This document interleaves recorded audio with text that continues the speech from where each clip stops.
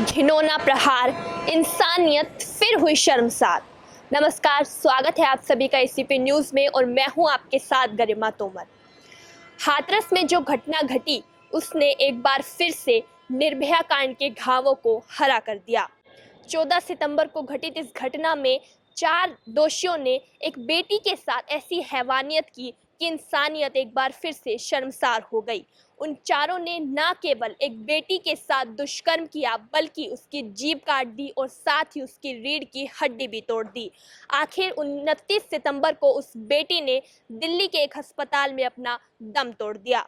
हाथरस की यह घटना दिखने में जितनी ज़्यादा हैवानियत भरी है उससे ही ज़्यादा ये केस उतना ही पेचीदा है, क्योंकि हाथरस जैसे ही ये घटना घटी पुलिस ने इस मामले में 1 हफ्ते तक एफआईआर तक दर्ज नहीं की। यहाँ तक कि पुलिस ने उस बेटी के माता पिता ना की अनुमति ली और ना ही परिजनों की अनुमति के बिना ही आधी रात को ही उस बेटी का शव जला दिया। ना परिजनों की अनुमति, ना ही कोई उसके परिवार का उस वक्त वहां पर मौजूद था। सवाल साफ है कि आखिर किसे इतनी जल्दी थी कि बिना परिवार की अनुमति के ही उस बेटी का शव जला दिया गया, ना उसके माता पिता को आखिरी बार अपनी बेटी को देखने दिया गया।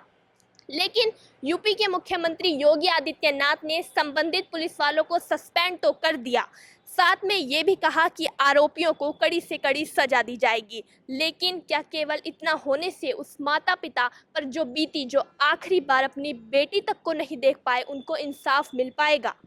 हाथरस का ये केस दिखने में जितना सीधा नजर आ रहा है उतना है नहीं, क्योंकि अब पीड़िता की एक बार फिर से डॉक्टरी जांच की गई, जिसमें अब ये बड़ा खुलासा सामने आया है कि डॉक्टर ये कह रहे हैं कि उस बेटी के साथ तो रेप ही नहीं हुआ, ना उसकी जीभ काटी गई, ना ही उसकी रीढ़ की हड्डी तोड़ी गई।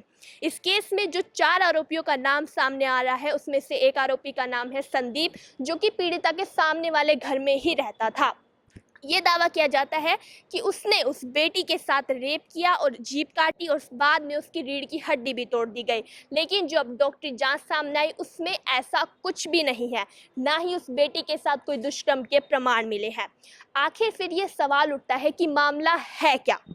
अभी चारों आरोपियों को पुलिस ने हिरासत में ले रखा है और जिनमें से एक आरोपी संदीप ने ही जेल में से ही एसपी को खत लिखकर ये भी दावा किया है कि बेटी की जो हत्या है वो उसके ही माता और उसके भाई द्वारा की गई है।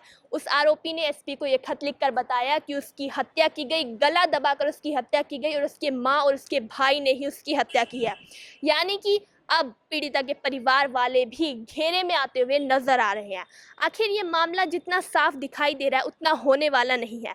क्या इसमें किसी बड़े व्यक्ति का हाथ शामिल है, तभी इसे इतना दबाया जा रहा है, तभी इतनी ज़्यादा ही जल्दबाजी में उस बेटी का दाह संस्कार कर दिया गया बिना किसी को बताए? आखिर आधी रात में क्यों ऐसा किया गया, ये सवाल भी सामने निकल कर आते हैं।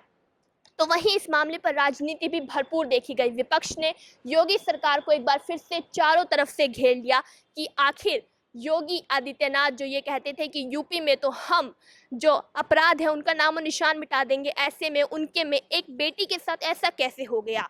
पूरी विपक्ष पार्टी ने योगी सरकार को फिर से घेर लिया, उनके ऊपर कई आरोप लगाए। हालांकि योगी सरकार ने इस पर एक्शन तो ले लिया है, लेकिन ये मामले उतना साफ नहीं दिखाई देता, क्योंकि अब इसमें एक के बाद एक नई कड़ियाँ जुड़ती जा रही हैं, एक के बाद एक बातें सामने आ रही हैं। अब ये बात सामने आ रही है कि जो आरोपी संदीप था और जो पीड़िता का भाई जिसका नाम भी संदीप था, उन दोनों के बीच में भी काफ़ी बातें होती थी। फ़ोन कॉल्स के ज़रिए वो काफ़ी बातें करते थे, लेकिन जब पीड़िता के भाई से इस बारे में बात की गई तो उसने साफ इनकार कर दिया। उसने ये कहा कि वह उसे जानता ही नहीं और उससे बात भी नहीं करता। लेकिन फ़ोन डिटेल्स तो कुछ और ही बता रही हैं। तो यानी क्या पीड़िता का भाई झूठ बोल रहा है या कुछ और मामला सामने आ रहा है?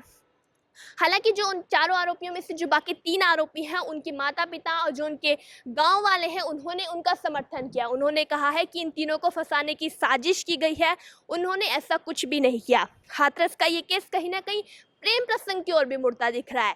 जो गांव वाले हैं उनका कहना है कि जो आरोपी संदीप था और जो पीड़िता थी उनके बीच प्रेम संबंध थे, जिसके चलते उनके घर वाले इस बात से खुश नहीं थे, तो घर वालों ने ही उसकी हत्या कर दी, ऐसा गांव वालों का कहना है। लेकिन कहीं ना कहीं दुष्कर्म की बात सामने आती है, कभी दुष्कर्म की बात सामने नहीं आती। तो ऐसे में सच क्या है? क्या कोई बड़ा हाथ इसमें सामने आने वाला है या कुछ और मामला है, कुछ और मामला है? इस बात में क्या छुपाया जा रहा है, क्या सच्चाई है? हालांकि अभी जांच चल रही है, जांच के बाद सच्चाई का सामने आना तय है, लेकिन सवाल कई हैं। क्या उस बेटी के साथ दुष्कर्म हुआ या ये सीधा सीधा सा एक हत्या का मामला है? अभी तक के लिए इतना ही। इसी तरह की तमाम गतिविधियों को देखने के लिए जुड़े रहिए एसीपी न्यूज़ के साथ।